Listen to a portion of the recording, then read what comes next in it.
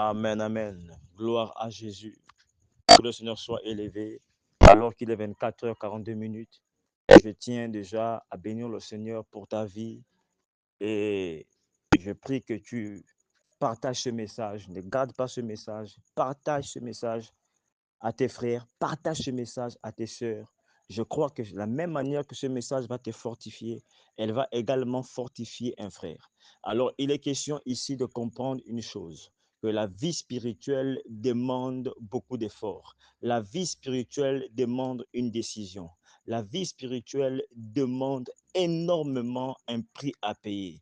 Alors, nous devons comprendre que lorsqu'il faut monter, ça demande aussi beaucoup d'efforts. Mais ici, je parle à une destinée, c'est-à-dire une personne qui est appelée à monter dans les hauteurs.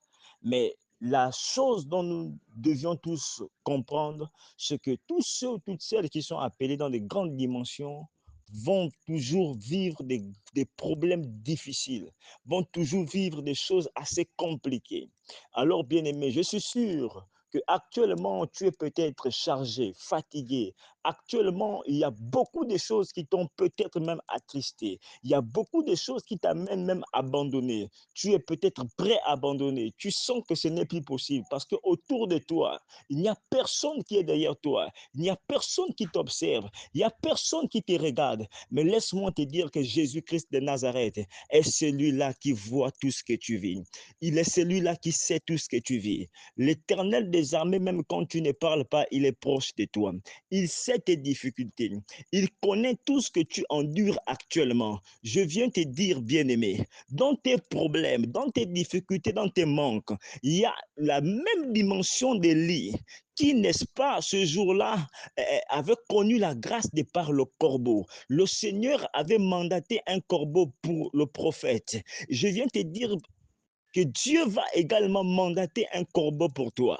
Lorsqu'on parle du corbeau dans le plan spirituel, la Bible veut nous faire comprendre une impossibilité, c'est-à-dire un animal qui est travaillé, qui est modélé, qui est éduqué, n'est-ce pas, pour nourrir le prophète. Lorsqu'un homme est appelé à monter dans les hauteurs, Dieu utilise des animaux en sa faveur. Dieu utilise des personnes. Lorsqu'on parle d'un animal, en fait, on revêt la nature de foi d'une personne qui ne peut pas t'aider, une personne qui a le caractère d'un animal, d'une personne qui, en fait, lorsqu'il te voit, il se dit que ce ne serait plus jamais possible pour toi. Mais laisse-moi te dire que Dieu va utiliser cette même personne pour venir t'aider, pour venir te fortifier, pour t'amener dans les dimensions que toi tu cherches. Oui, bien-aimé, Dieu n'est pas le plus souvent proche de ce que toi tu veux. Lorsque le prophète était là, tout était difficile. Assurément, le prophète ne savait pas le moyen que Dieu va devait utiliser. Mais sauf que quand Dieu utilise, c'est pas des fois la dimension de notre pensée. Laisse-moi te dire que là où tu penses que c'est plus possible, Dieu va aussi utiliser comme il avait utilisé, n'est-ce pas, ce corbeau. Ce corbeau avait, n'est-ce pas, reçu un programme. Le programme du corbeau était le matin et le soir. Il devait nourrir le prophète. Lorsqu'un homme doit monter dans les hauteurs, Dieu occasionne des animaux, Dieu occasionne des personnes, n'est-ce pas, qui ne sont peut-être pas à l'image de ta vue, qui peuvent t'aider. Oui, bien aimé, le prophète était celui-là qui était, n'est-ce pas, qui devait monter dans les hauteurs. Mais les hauteurs du prophète aussi dépendaient d'un corbeau. Or, c'est-à-dire le prophète pouvait connaître des grandes choses, mais sauf que sa vie aussi dépendait d'un corbeau. Oui, tout ce que tu vis, les difficultés que tu passes, les problèmes que tu endures actuellement, sache que Dieu va utiliser un corbeau pour toi qui va t'amener dans les hauteurs, qui va t'amener dans les dimensions, qui va t'amener dans ce que tu ne penses même pas. Ce que tu vis est ta grandeur. Ce que tu endures, c'est ta montée. C'est de là où Dieu va susciter, va occasionner. Oui, bien-aimé, Dieu occasionne toujours ce que nous ne pensons pas.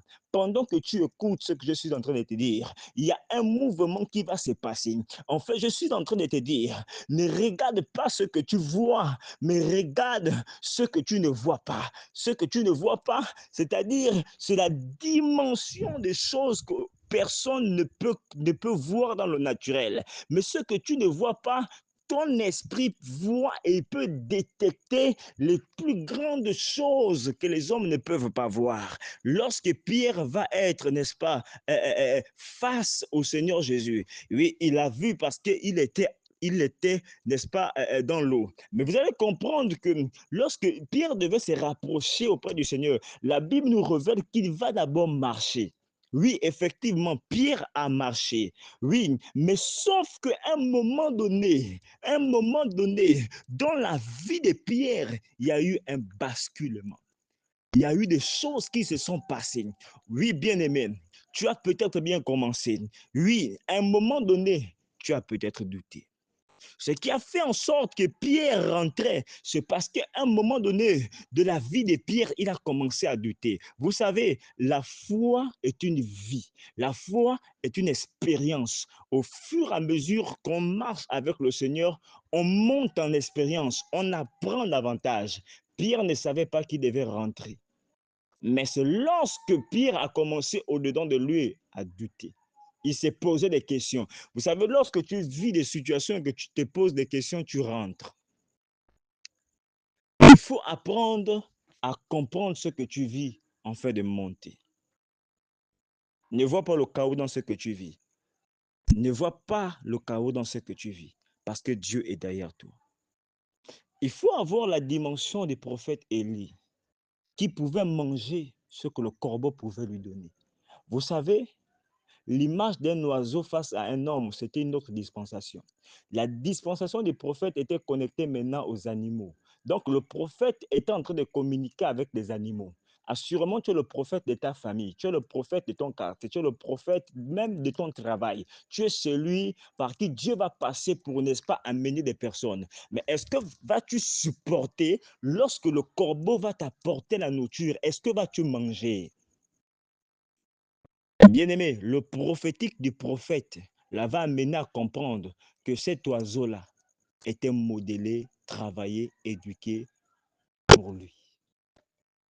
Lorsque tu comprends, tu vas comprendre qu'il y a des personnes qui sont proches de toi, à l'image des corbeaux, à l'image des animaux. Tu vas comprendre que ce n'est pas n'importe qui est proche de toi. Dans ta vie, lorsque Dieu va apporter, peut être une personne que tu ne penses pas, peut être l'homme qui est avec toi aujourd'hui, que tu peut-être négliges, c'est peut-être le corbeau de ta vie. La femme qui est proche de toi aujourd'hui peut être le corbeau de ta vie. Et ce que le corbeau t'apporte, ça peut être ta montée. Je dis ce que le corbeau t'apporte, ça peut être ta montée. Oui, ça peut être ta montée. Bien-aimé, tu es proche des grandes choses. Tu es proche des grandes choses. Ne lâche pas. Que tes pleurs t'amènent dans les hauteurs. Que tes pleurs t'amènent dans les hauteurs. Tu dois vivre ce que tu vois. Tu dois vivre ce que tu vois. Les visions et les songes que Dieu te communique tous les jours par rapport à ta vie, sache que ça va s'accomplir. Sache que ça va se réaliser. Mais tout va dépendre aussi de ta foi. Tout va dépendre de comment tu comprends la chose et comment tu agis. Seigneur, je suis content parce que tu m'amènes à voir des choses. Et mon frère qui m'écoute aujourd'hui, je prie que le miracle de Dieu se manifeste dans sa vie et que ce message apporte des résolutions. Alors fais le travail, fais passer le message et envoie ce message à tes frères. Envoie ce message à tes sœurs et le Seigneur va te bénir. Le Seigneur va te bénir. Reste en prière de là où tu es et sache à partir de ce jour que 24 heures n'est plus le temps où tu vas dormir n'importe quand. Je vais te dire une chose. Les esprits travaillent beaucoup, c'est la nuit. Parce que la nuit, les humains dorment. Et quand ils dorment, ils ne sont pas éveillés. C'est de là où les hommes spirituels, ceux qui ont compris